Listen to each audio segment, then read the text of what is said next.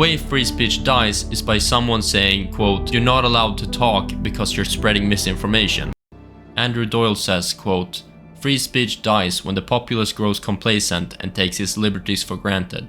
And in one of my earlier tweets, I say that freedom of speech comes as a package deal with 1, a right, and 2, a responsibility. But since all the left talks about is rights, I will remind you, your responsibility is to allow people you don't like to say things you do not agree with. You don't get to have the right to freedom of speech without taking responsibility and holding up your end of the deal. And in another one of my earlier tweets, I write that the way free speech dies is not by some evil guy saying, "You're not allowed to express your opinions." That would be too easy to disregard as wrong. The way free speech dies is by someone saying, quote, "You're not allowed to talk because you're spreading misinformation." We hear people say all the time today.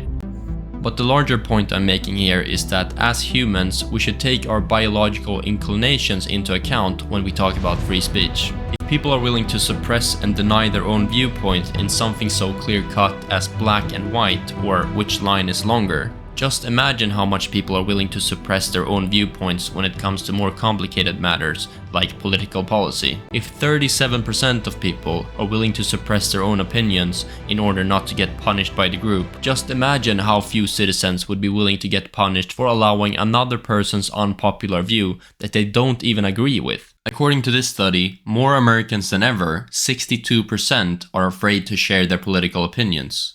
Thus, with the goal of doing the right thing to protect freedom of speech, we should strive to compensate for our biological shortcomings. In this case, that would mean to take an even greater effort in defending our fellow citizens' right to say whatever is currently deemed very unpopular.